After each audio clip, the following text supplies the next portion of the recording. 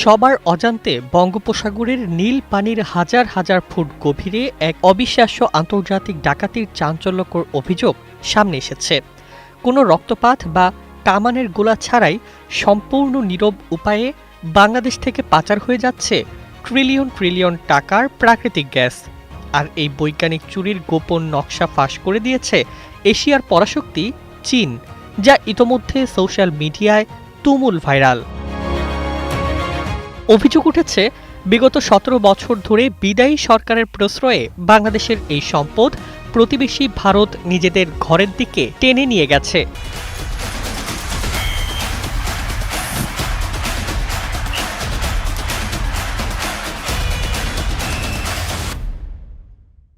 তবে সম্প্রতি দেশের রাজনৈতিক প্রেক্ষাপটে বড় পরিবর্তনের মাধ্যমে ক্ষমতায় এসেছে কট্টর বাংলাদেশপন্থী ও জাতীয়তাবাদী তারেক রহমানের সরকার। আর এর পরপরই বেইজিংয়ের এই তথ্য ফাঁসে দিল্লির রাতের ঘুম হারাম হয়ে গিয়েছে।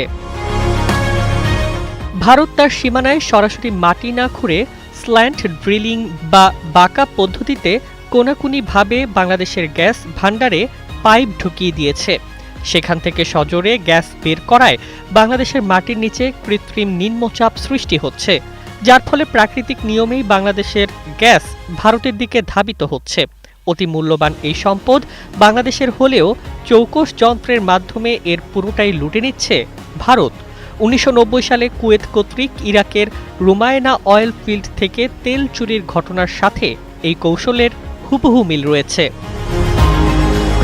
২০১২ সালে সমুদ্র আদালতের ঐতিহাসিক রায়ে বাংলাদেশ বিশাল সমুদ্রসীমা পাওয়ার পর বঙ্গোপসাগরের বেশ কয়েকটি গ্যাস ক্ষেত্র কোনো আন্তর্জাতিক দরপত্র ছাড়াই ভারতের দুটি রাষ্ট্রীয় প্রতিষ্ঠান ওএনজিসি এবং অয়েল ইন্ডিয়া লিমিটেডের হাতে তুলে দেয়া হয়। কিন্তু এক যুগেরও বেশি সময় ধরে ভারতের কোম্পানিগুলো বাংলাদেশের ব্লকগুলো থেকে গ্যাস উৎপাদন না করে ফাইল আটকে রেখে পুরো প্রক্রিয়াকে নিষ্ক্রিয় করে রাখে।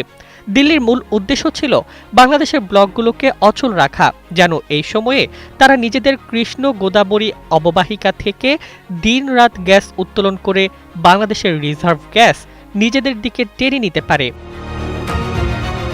সমুদ্রতলের এই মহাচুরির ফলে দেশে তীব্র খনিজ সংকট দেখা দিয়েছে। এই কৃত্রিম সংকট ঢাকতে বিশ্ববাজার থেকে চড়া দামে এলএনজি কিনতে গিয়ে প্রতি বছর হাজার হাজার কোটি টাকার বৈদেশিক মুদ্রা বিদেশে পাচার হয়ে গেছে। ফলে দেশে তীব্র লোডশেডিং দেখা দিয়েছে এবং কারখানায় গ্যাস সংকটের কারণে তৈরি পোশাক শিল্প আজ ধ্বংসের মুখে।